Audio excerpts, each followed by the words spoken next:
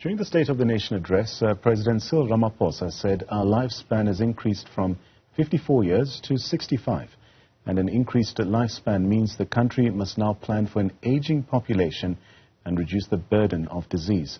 For more on this, I am joined by Cyril Legodu, who's the Chief Director at the National Department of Social Development. A pleasure to have you on the program this afternoon. Tell us firstly, what inspired the National Department of Social Development to initiate the active aging program, this time in Mbombela in Mpumalanga? A very good evening to you, and thank you very much for having me on this program. What specifically inspired the Department of Social Development to have this program in Mbombela? It is not the issue of focusing on Mbombela as such. This program has been around for very many years. It started back in 2008 with inter-provincial activities between only two provinces at the time. And from there, starting from 2009, the activities started rolling across all provinces. All provinces started partaking, and the rest is history. We have been having this program, going on since then.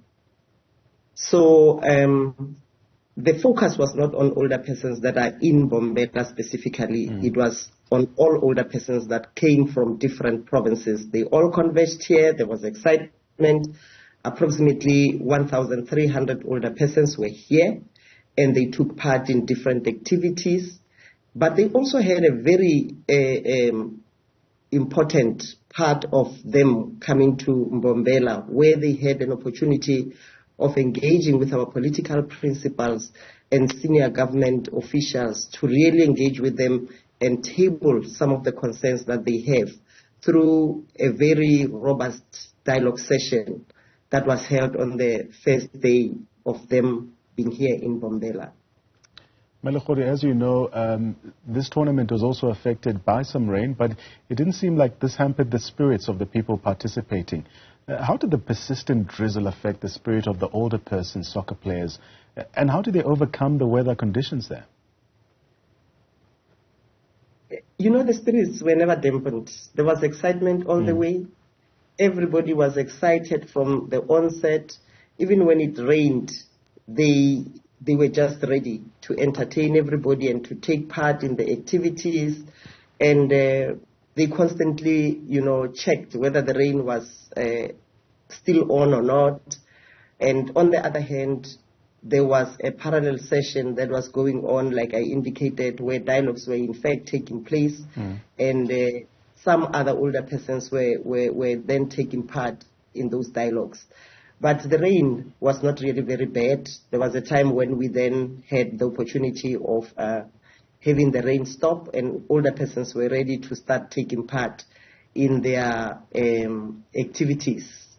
They did partake, and unfortunately, as you indicate, there was that challenge, that was brought about by the rain, but they ended up, taking part in the different activities, and we had to consider, cutting the time slots that were allocated, just to make sure that everybody that came down had that opportunity of being exposed to taking part in those activities. Specifically because, this is more about well-being. It's more about making sure that we encourage our older persons to remain as active as it is possible. And it is one of the imperatives, of course, of one of our international policies, and specifically because we are not operating in isolation as South Africa, we are linked to the international community. So anything and everything that we do should also be aligned to all the policies and the treaties and the legislative frameworks and the directives that also come from UN in varied forms, and the World Health Organization, of course.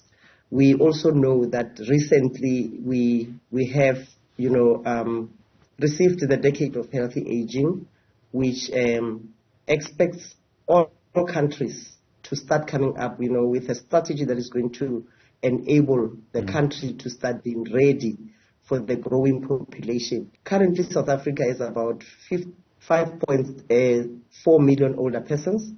So you can imagine if we sit with a number of older persons that is this high, and the number is not slowing down, it's in fact growing, and we are now also starting to experience a growing number of centenarians.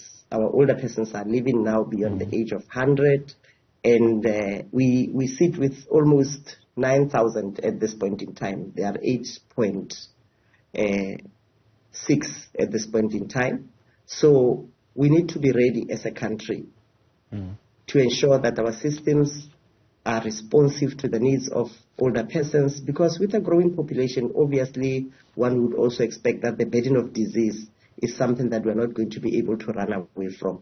So the concerted efforts of various government departments, their commitment, their availability, and buy-in in terms of all these other processes that impact on the provision of a comprehensive basket of services to older persons then becomes quite important. So without that kind of commitment and buy-in and support from various government departments, the Department of Social Development will not be in a position to can provide this comprehensive basket of services, at the level at which, the Act mandates.